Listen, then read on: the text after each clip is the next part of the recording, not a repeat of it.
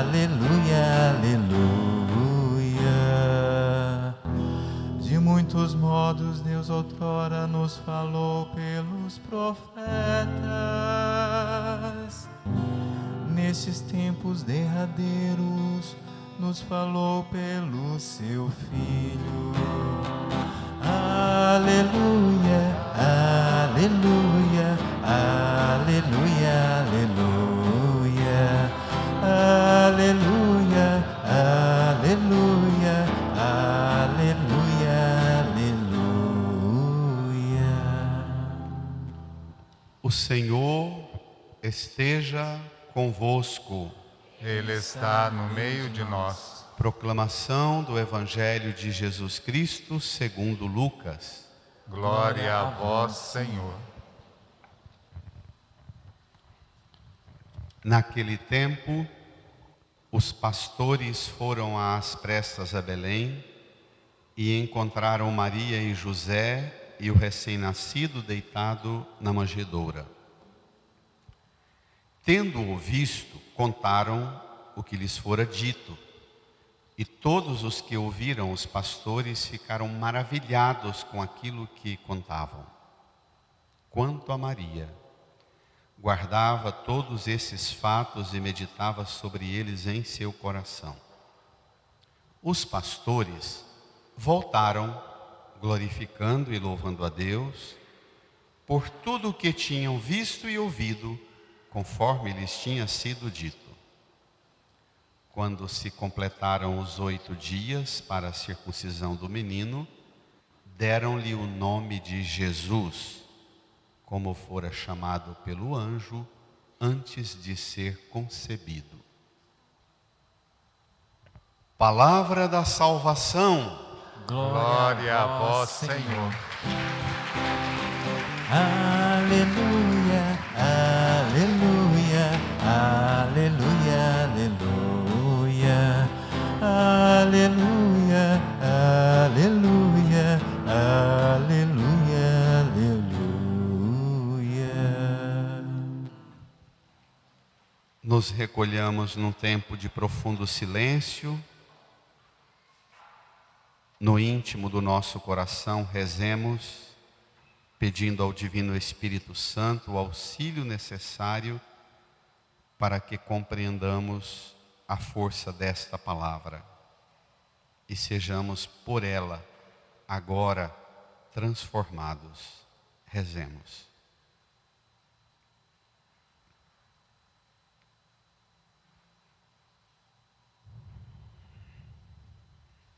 Amém. Irmãs e irmãos, quase nunca a gente fala coisas que parecem óbvias, mas que não são. Nós estamos celebrando hoje a chegada do Ano Novo. E a gente passou a celebrar o Ano Novo como se fosse outra data, outro ciclo, diferente de um que terminou o Natal no dia 25 passado. Na verdade, o Evangelho conta hoje, 8 dias depois, levaram um menino para a circuncisão e deram-lhe o nome de Jesus, conforme tinha sido chamado antes de ser concebido. Hoje, lembra que para a igreja, o dia começa com o pôr do sol. Então, para nós, agora, à noite, com o pôr do sol de sábado, nós já estamos no domingo. Nós já estamos no 8º dia. Se você contar do dia 25 para hoje, já domingo, nós estamos exatamente no 8º dia. O Ano Novo, a virada, a guinada do Ano Velho para o Ano Novo, é o dia em que Jesus é levado no templo, apresentado, circuncidado e recebe o nome, que significa Deus salva. O Ano Novo marca exatamente o início da vida pública oficial de Jesus no templo apresentado. É a grande virada, pronunciou o nome diante do altar e do sacerdote. O nome que lhe fora dado é Deus salva, Yeshua, Jesus. É uma pena que o ano novo descolou desse sentido espiritual tão grande, que significa exatamente o 8º dia. É o quê? É o primeiro dia do início do ciclo, porque o ciclo da semana são 7, e o 8º é o primeiro. Então Jesus nasceu, teve o ciclo dos 7 primeiros dias do seu nascimento, da sua chegada, e aí o 8º dia quer dizer o primeiro, acende um ciclo novo de vida para a humanidade. Isso é tão bonito.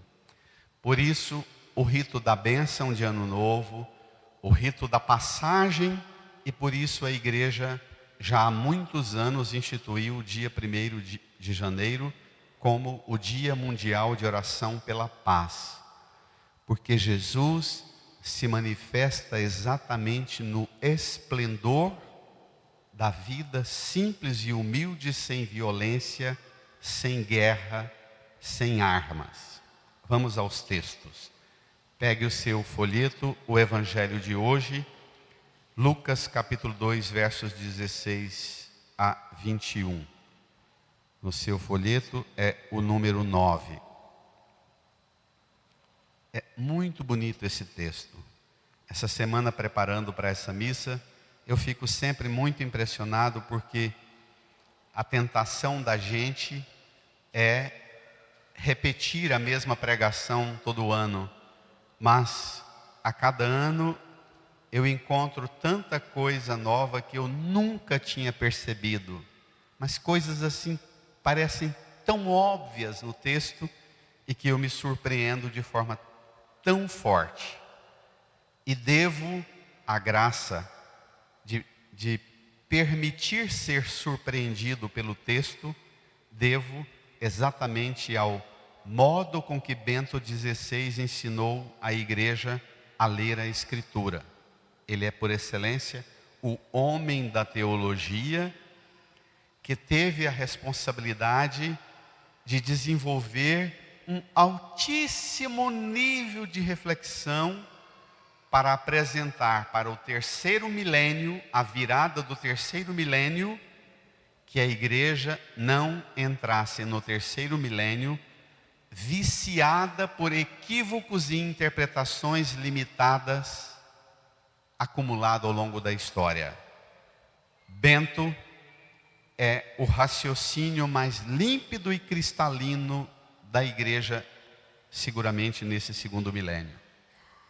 Você pode terminar de ler Bento e dizer, ele mesmo fala isso da fé católica, mas a gente aplica a ele. Ele diz que a fé católica é algo tão límpido, tão claro, que você termina de ter acesso ao conteúdo da fé. Você pode até dizer, eu não quero, eu não gosto, eu não concordo, mas você não dirá nunca que eu não entendi, porque a fé católica é de uma limpidez. Vamos lá? Curtir e saborear essa limpidez. Naquele tempo, versículo 16, leiam. Os pastores foram às pressas a Belém e encontraram Maria e José e o recém-nascido deitado na manjedoura. Os pastores. Lembra que a primeira vez que Deus falou com Moisés, Moisés estava pastoreando o rebanho do sogro Jetro. E Deus chamou Moisés, Moisés. Depois, lá na frente, 1200 anos à frente, Davi. Quando Samuel percebe que não tinha mais condições do rei que estava governando Israel ser rei, Samuel vai à casa da família de Davi, manda o pai reunir os filhos, o pai reúne os 6 filhos e pergunta, cadê? Tem mais algum filho nessa casa? Tem um. É o caçula, está lá cuidando do rebanho. E Samuel diz, manda chamá-lo, enquanto não vier eu não escolho. E vem Davi, que estava pastoreando o rebanho. Então, é justo que ao chegar Jesus no mundo, os primeiros a visitarem e a receberem a notícia da chegada de Jesus sejam os pastores, na linhagem da aliança, Moisés e Davi. Isso é muito bonito. Aqui também tem uma implicação teológica com relação à cultura rural e o conflito com a cultura urbana. Israel já vivia muita tensão na relação com o surgimento das cidades grandes, mesmo Jerusalém, e o quanto a cidade estragava a identidade e o código de comunhão e de pertença do povo. Na Bíblia há uma tensão natural em dizer que a cidade tende a estragar as novas gerações. Ela dá muitos bens, mas ela arranca tudo. E a cultura rural, ela garante um tipo de convivência mais sadia, gratuita, livre. Então, os pastores depois, nós vimos isso no Evangelho da noite de Natal, os anjos visitando os pastores nas montanhas. Os anjos, termina o relato da noite de Natal, os anjos cantando glória a Deus nas alturas e paz na terra aos homens por ele amados. Aí o texto continua, nós estamos continuando o texto da noite de Natal. Diz que os pastores foram o que está escrito? As pressas. Que pressa é essa? Será a pressa dos estressados? Da doença moderna, dos ansiosos e estressados e insatisfeitos o tempo inteiro? Não é dessa pressa, seguramente, que fala. Maria também, assim que o anjo saiu da casa de Maria ao anunciar, o Evangelho de Lucas diz, naqueles dias Maria dirigiu-se apressadamente a uma cidade da Judéia e entrou na casa de Zacarias. A pressa dos pastores é a mesma pressa de Maria. Não é a pressa dos ansiosos, dos estressados. É a pressa das mulheres e homens que escutam Deus e não têm dúvida da hierarquia de importância com o que vem. Você, quando escuta Deus, é assim? Ou você fica protelando, não, eu vou melhorar, não, eu vou corrigir, não, eu vou ser melhor. Você vai às pressas?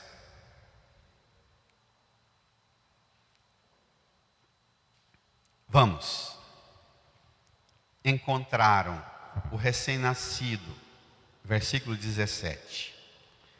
Tendo visto, contaram o que lhe fora dito sobre o menino. Versículo 18. E todos os que ouviram os pastores ficaram maravilhados com aquilo que contavam. Se você observar os verbos que predominam nesse pequeno texto, contaram o que fora dito, o que ouviram, contaram de novo. Vai aparecer muito esse verbo do diálogo, do ouvir e do falar. Eles contaram o que os anjos disseram para eles, e os que ouviram os pastores ficaram o quê? Maravilhados. Sua experiência na relação com a palavra de Deus e com a escuta de Deus. Hoje nós não escutamos mais anjos. São Jerônimo, século III. São Jerônimo diz que hoje Deus não usa mais os anjos para falar conosco, porque no tempo dos pastores de São José e Nossa Senhora, Deus falava pelos anjos e pelos sonhos, porque a Bíblia ainda não estava pronta. Hoje, se você quiser escutar Deus, leia a Sagrada Escritura. Vá à Santa Missa, escute os textos e escute a pregação. Se você pensa que Deus fala com você hoje, não é através de sonho e de anjo, mas é através da palavra e particularmente, diz Bento XVI, da palavra pregada pela igreja, não de qualquer palavra. Porque a igreja, ela tem, por obra do Espírito Santo, ela é um instrumento que o Espírito Santo utiliza para interpretar a Escritura e aplicá-la. Então, eles contam e deixam todo mundo maravilhado.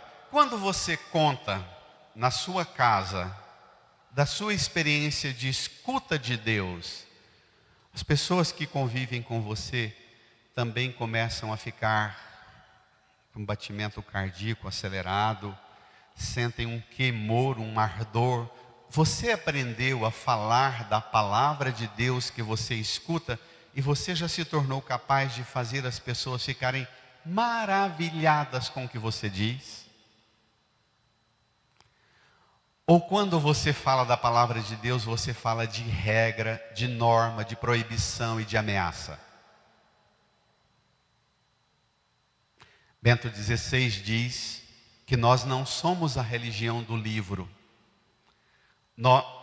Seguramente uma crítica aos protestantes.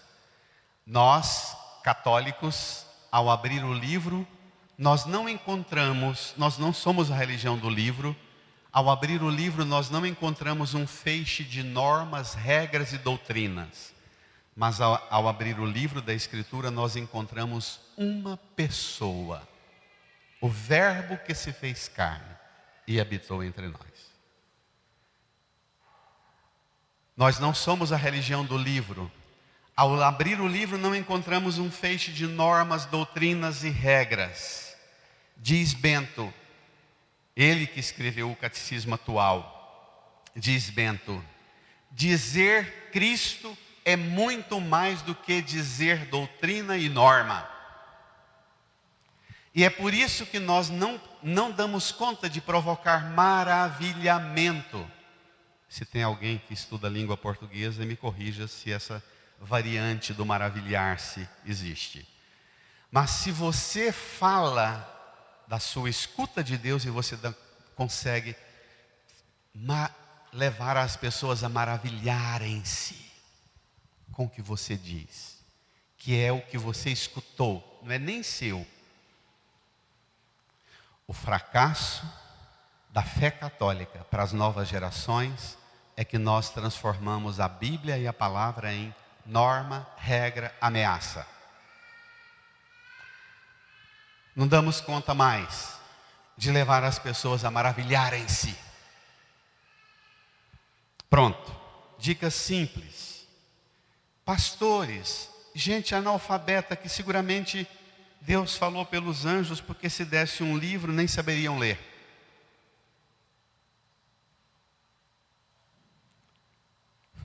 Deixaram o povo maravilhado com o que contaram. Agora um exemplo bacana, versículo 19. Quanto a Maria, guardava todos esses fatos e meditava sobre eles em seu coração. Maria também, quando chegou na casa de Isabel, ela fez Isabel ficar maravilhada. E o João Batista, não foi? Pulou de alegria no ventre.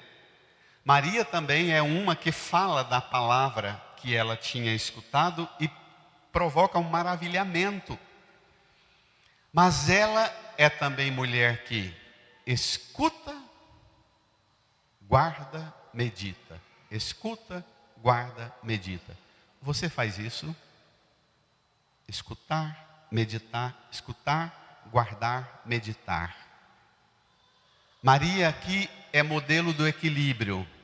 Ela é aquela que não deslumbra com as notícias boas demais, mas também é aquela que dá conta de, na hora da morte do filho, não esmorece. É aquela que dá conta de ficar de pé ao lado do filho pregado na cruz. É o modelo do equilíbrio. Você dá conta de ficar de pé? Dá conta de não empolgar demais, mas também não decepcionar demais? Ou você é aquele trem oscilante o tempo inteiro, no baixo e no alto, no baixo e no alto? O sinal da qualidade da sua escuta, guardada e meditada, gera gente equilibrada. Ai, gente, chega, me dói assim, ó, dá uns choques na minha musculatura falar isso. Porque nós estamos numa sociedade de mundo doente. De gente que usa a palavra de Deus para inflamar, atiçar, agitar, afligir os corações e as mentes.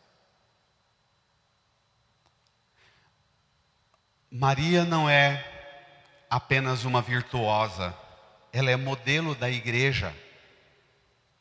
A igreja só é igreja se ela é aquela que escuta, guarda, medita. Pronto, agora vem o ponto alto. Bacana uma coisa. Maria escuta, guarda e medita sobre os fatos no coração. Isso é bacana também. A palavra de Deus tem que passar pela razão, mas ela precisa ser escutada, guardada e meditada no coração. Isso é importante. Porque se ficar só na razão, sabe o que ela vira? Norma e lei. Ela vira regra rígida e te transforma uma pessoa com essas veias aqui, ó, todas travadas, doente, tensa. Se não descer para o coração, você não distende. A reza não opera nada em você. Então, o milagre que Maria ensina a gente a experimentar da palavra é descer para o coração a palavra. Vamos mais? Agora eu considero 2 pontos assim, ápice, que eu nunca dou conta de ficar sem insistir nesse ponto. Versículo 20. Os pastores voltaram, glorificando e louvando a Deus por tudo o que tinham visto e ouvido, conforme lhes tinha sido dito. Desculpem, mas eu insisto novamente. Como lhes fora dito, tendo visto, contaram, ouviram, contavam, glorificavam por tudo que tinham visto e ouvido, conforme lhes tinha sido dito. Olha o tanto que o verbo, ou as expressões ouvir e falar e ouvir, geram uma realidade nova. Os pastores voltaram. Voltaram para onde? Para onde? Reage, igreja. Voltaram para onde?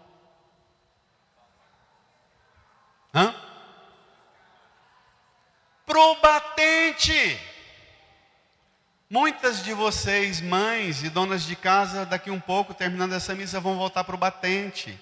A família vai fazer festa, você vai cuidar da cozinha. E amanhã vai cuidar da cozinha o dia inteiro.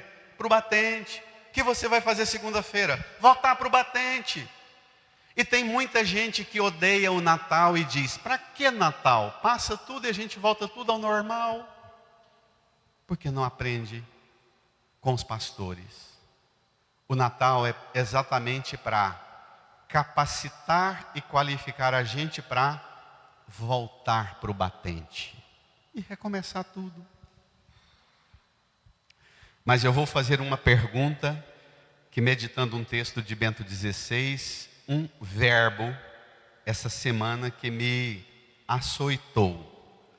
Os pastores voltaram. A pergunta bem tensa que eu vou te fazer é: como é que você volta? Quem é você quando você volta?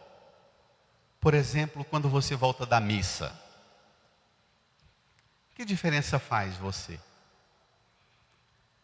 Quem é você quando você volta para o trabalho na segunda e quando você volta para passar o fim de semana em casa com a família? Qual a sua experiência de voltar? Você é uma um estressado na rotina, no embate permanente, ou você é alguém que experimenta um ritmo e os seus ciclos não são ciclos viciosos de repetição e nem é uma linha monótona, mas você vive uma espiral de evolução e cada volta sua é uma ascensão para o céu. Como é que você volta? Valeria a pena você fazer um exercício de meditação sobre isso. Como é que eu volto? Os pastores voltaram glorificando e louvando a Deus por tudo que tinham visto e ouvido. Se você não mudar a sua forma de ver, de ouvir, conforme lhes tinha sido dito, se você não aprender a escutar Deus, você vai voltar e a volta para você será sempre enfadonha. A volta para você não terá um sussurrar, um balbuciar de glorificar e louvar a Deus. Você é alguém que volta e dentro de você há sempre um movimento do Espírito sussurrando lá dentro de você um glorificar e louvar a Deus. Eu repito muito, porque acho que isso é uma fonte e um privilégio de poucos. Mas se tem uma coisa que eu tenho saudade e que me marcou profundamente, era o papai na roça, trabalhando no suor do trabalho pesado da roça. Sempre tinha aquela multidão de peão trabalhando para ele. O papai era um homem que sempre trabalhava assoviando. E era um assovio que dava para a gente assim uma segurança de... Como é que um homem suado desse tanto, com a responsabilidade desse tamanho, assovia assim?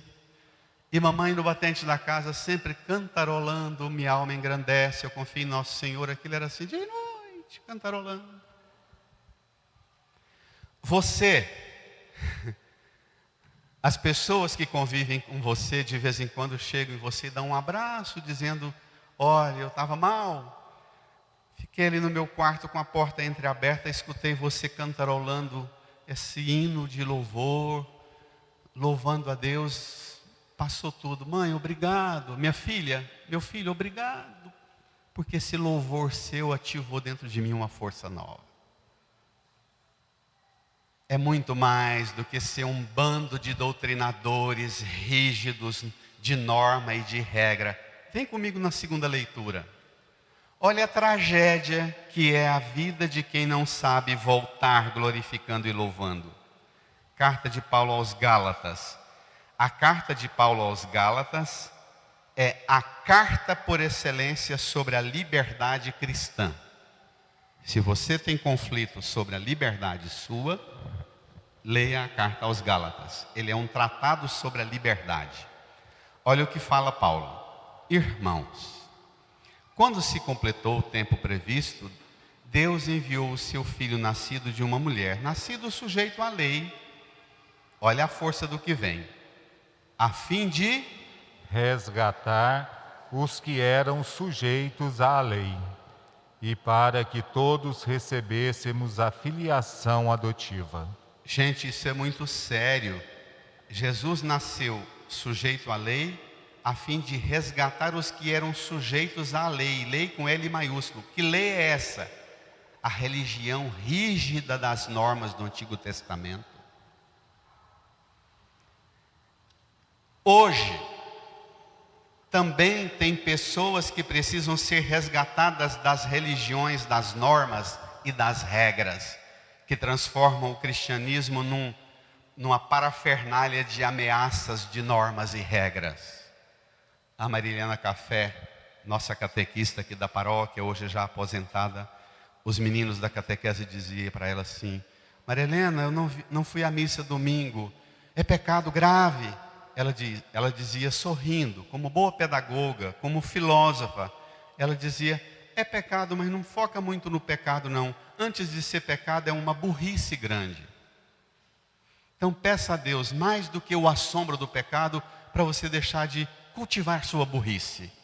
Porque ir à missa não é uma lei, uma regra, é uma graça.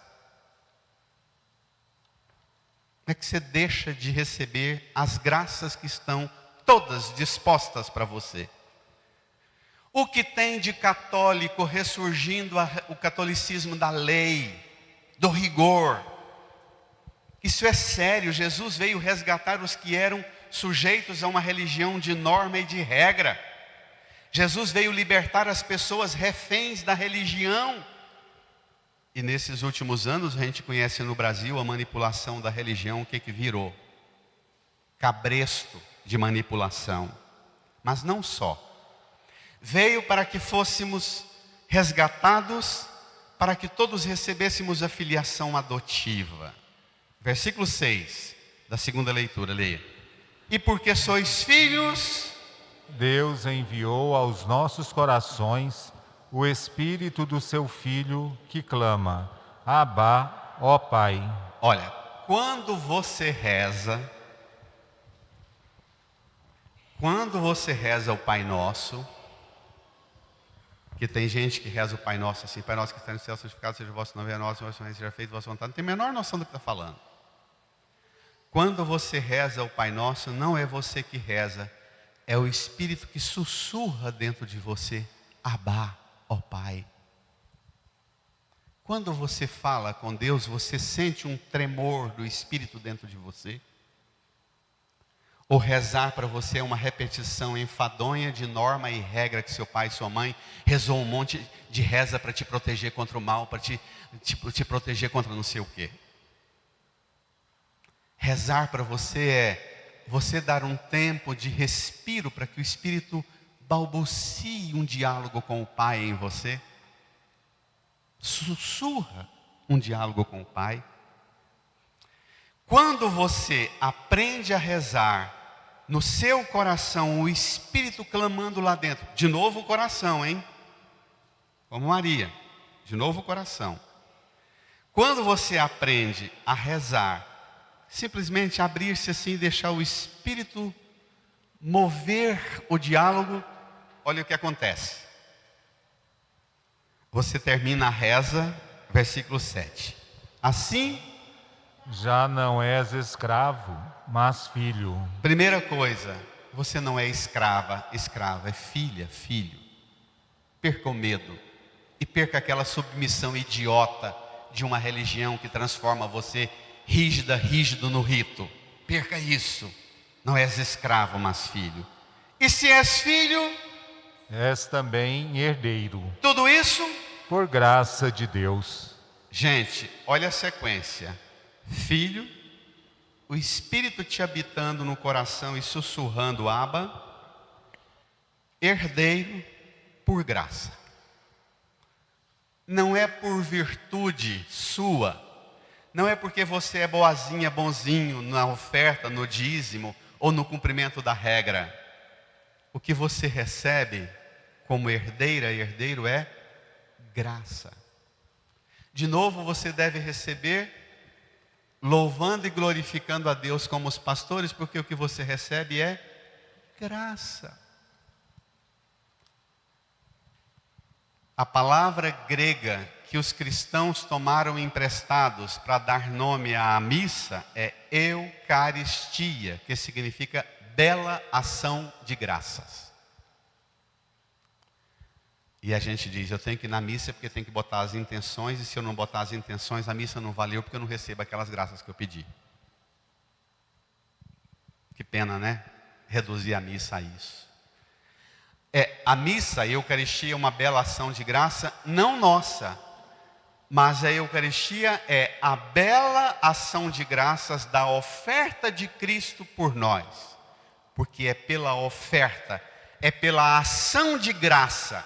Ele deu de graça, esta ação de graça deu a sua vida para derramar para nós as fontes de água aqui, que no final da missa, depois de abençoar a água, nós vamos sair daqui mergulhados e molhados nessa água, amém? Assim, você recupera em você, quando você termina a sua reza, Você abre os olhos, levanta a cabeça e você olha para Deus e você vê Deus não lá no alto, mas à sua frente, e você fala com Ele: Abba, papai, paizinho. Pensa. A gestualidade, quando a gente reza o Pai Nosso, a gente não reza o Pai Nosso assim, nem assim, mas, de novo, a Maria Helena Café ensinava que a gente reza o Pai Nosso assim, porque a gente está falando com um tu, um Deus que está aqui, próximo. Assim. Tudo isso por graça. Pronto. Dita essa graça, eu quero te convidar a acolher a bênção do ano novo e a se preparar para receber a bênção do ano novo com a primeira leitura. Vamos a ela.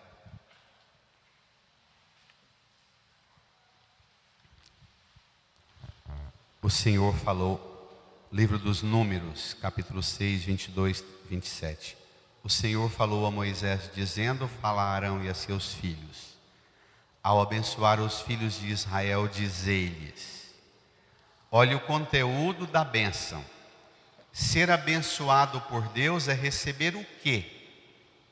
Uma proteçãozinha mágica para ganhar o que você sonha ganhar, para ser livrada do que você quer ser livrado. Quando você é abençoado, olha o que você recebe. Vamos ver? O Senhor te abençoe e te guarde. Você é abençoada, você é guardada. Segundo, o Senhor faça sobre ti a sua face. Brilhar sobre ti a sua face. Brilhar. Alguém que está com raiva, brilha a face? Hã? Não. Alguém que está rígido e tenso, brilha a face? Também não. Depois, e se compadeça de ti. Compadeça de ti, o Senhor faça brilhar a sua face, olhe para você face a face e se compadeça de ti. Versículo 26, o Senhor volte para ti o seu rosto e te dê a paz. A paz que você leva para casa hoje é fruto de um dar-se de Deus. E o que é que Deus dá para você hoje? A face. O problema é que nós não buscamos a face de Deus, nós buscamos a mão para as bênçãos e o bolso de Deus, para as coisas. Bento XVI é quem melhor desenvolveu a teologia do fracasso do cristianismo, que perdeu a face de Deus como razão última da prática religiosa. Para que você reza? Para buscar a face de Deus. O que você busca na religião? A face de Deus. E a face é um tu, para fazer brilhar. Você pode imaginar se as nossas crianças aprendessem, que o pacote de presente que elas recebem no Natal é infinitamente inferior a chegar bem perto do rosto de Deus. Nas representações artísticas da Idade Média, tem muitas pinturas clássicas belíssimas em que a pessoa está contemplando o menino Jesus e a face da pessoa que contempla é toda iluminada, irradiada. Você é uma contempladora, um contemplador da face de Deus? Ou você só procura a mão e o bolso de Deus? Vou até deixar aqui, depois a gente volta com ele para lá.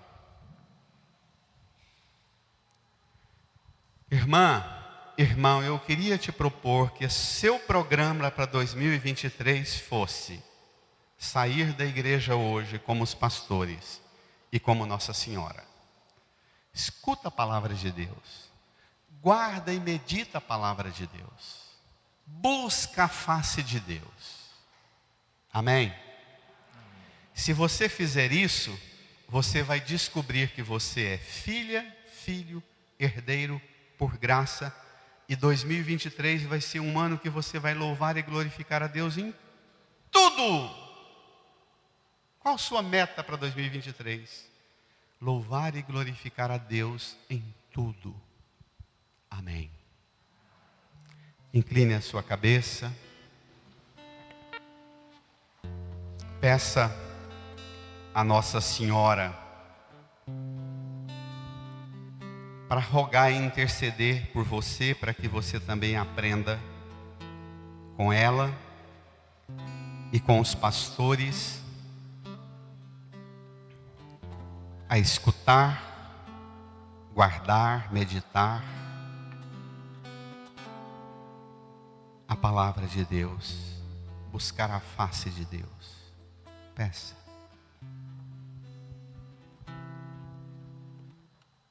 Às vezes no meu peito bate um coração de pedra, magoado, frio, sem vida. Aqui dentro ele me aperta, não quer saber de amar, nem sabe perdoar, quer tudo e não sabe partilhar. Lava, purifica e restaura-me de novo. Serás o nosso Deus e nós seremos o teu povo.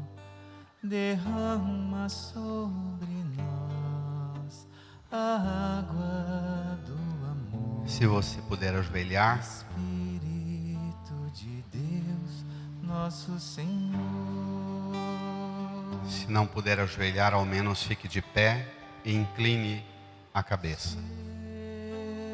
Jesus, manda teu Espírito para transformar meu coração. Jesus,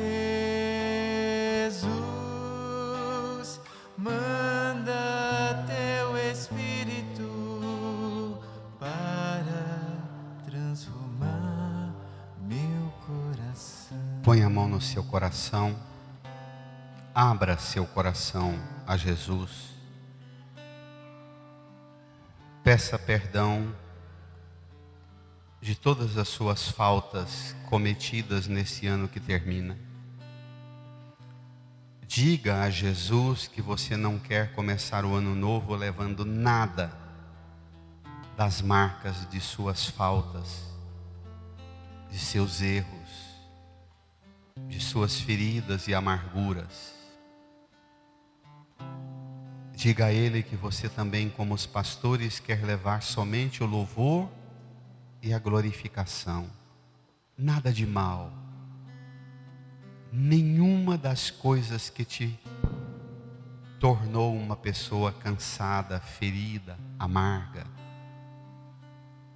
ressentida, suja. Diga a Ele para limpar e purificar você, mulher e homens novos, no ano novo que começa. Peça perdão.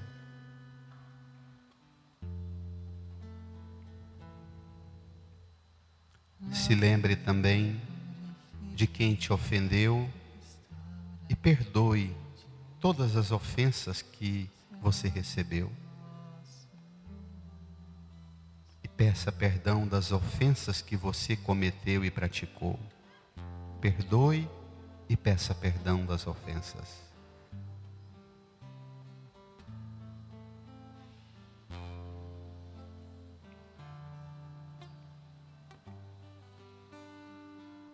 Entregue a Jesus todo o bem que você viveu, praticou, recebeu, ofereceu às pessoas, ao mundo.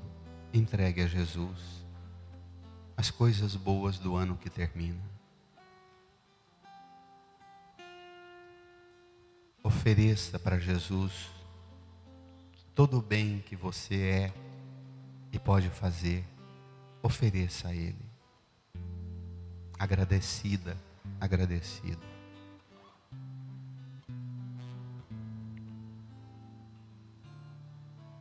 E diga a Ele que você também quer viver um ano novo. Voltar, mas voltar novo. Ainda que para o batente, que é a mesma coisa. As dificuldades de sempre. Mas você será mulher, homem, novo, nova.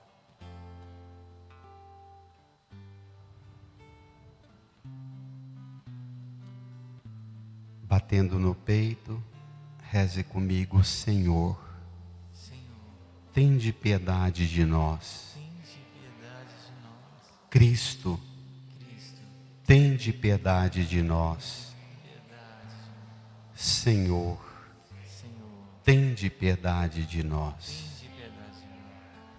Deus Todo-Poderoso, tenha compaixão de nós, perdoe os nossos pecados, acolha os frutos abençoados dos trabalhos e esforços de cada uma, de cada um, e nos conduza, glorificando e louvando a Deus como os pastores, até a vida eterna.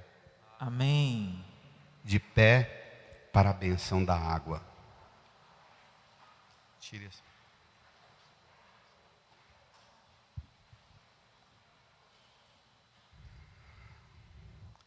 Senhor, nós vos bendizemos por esta água, sinal do vosso amor criador e restaurador. Nós vos pedimos, Senhor, abençoai esta água que será aspergida sobre nós, que ela nos lave e nos purifique e faça de nós criaturas novas neste novo ano da graça do Senhor. Por esta água abençoada na noite da Páscoa, abençoai e santificai esta água que sobre nós será aspergida. Por Cristo, Senhor nosso. Amém. Voltados para o presépio, professemos.